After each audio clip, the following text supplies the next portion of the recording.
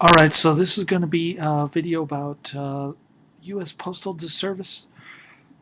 I was looking at Facebook about a week ago, and James Fester posted an article by Jim Hightower, the self-proclaimed populist.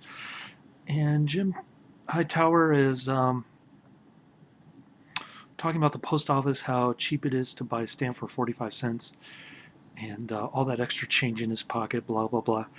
The funny thing is that Postal Service is a monopoly on first-class mail and third-class mail.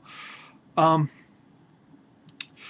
so it's not exactly something that a so-called populist would support. If he was being consistent, he would not support a monopoly, because I've seen instances where Jim Hightower has said that other monopolies, such as pharmaceutical companies, are gouging customers by getting monopoly on certain types of drugs, like cancer drugs, for instance. So that's one point. The second point is that a lot of times people will say, "Oh, Chinese are dumping products on us below cost, and U.S. companies can't compete."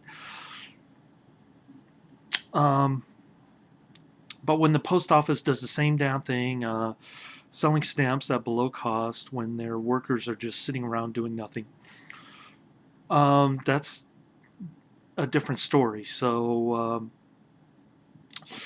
that's one issue that I have, is the hypocrisy and the inconsistency of people who reject free markets and free trade. Those who hate certain monopolies on the one hand, but they love certain monopolies on the other hand. Um, so that's one issue that I had with the article by Jim Hightower on how great the U.S. Postal Service was. There's a great book out there called Uncle Sam the Monopoly Man, and it goes into great detail about Lysander Spooner's fight with the Postal Service when he tried to set up his own private carrier service in competition, direct competition with the U.S. Post Office. And so that's a good reading. I gave that book to a user by the name of Tamarin K. 2K. I think it's Tamarin 2K, excuse me. I think that book is out of print, and but it is available online. You can order it and check it out. That's all I have to say about the post office. One thing I might add is that they get all sorts of government protection other than their monopoly status. For instance, they do they do not have, their vehicles do not have to have registration.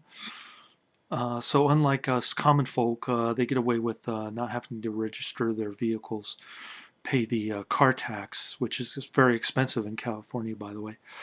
Um, so that's it. I just wanted to do a quick political economy slash current events video, since I've been doing mostly movie reviews, and it's the weekend, so I've been watching lots of movies this weekend. I'll try to do a movie video, but I'm having trouble uploading from my webcam, so I'm trying to upload it directly from Logitech, save it as a file, and then try to upload it from YouTube's.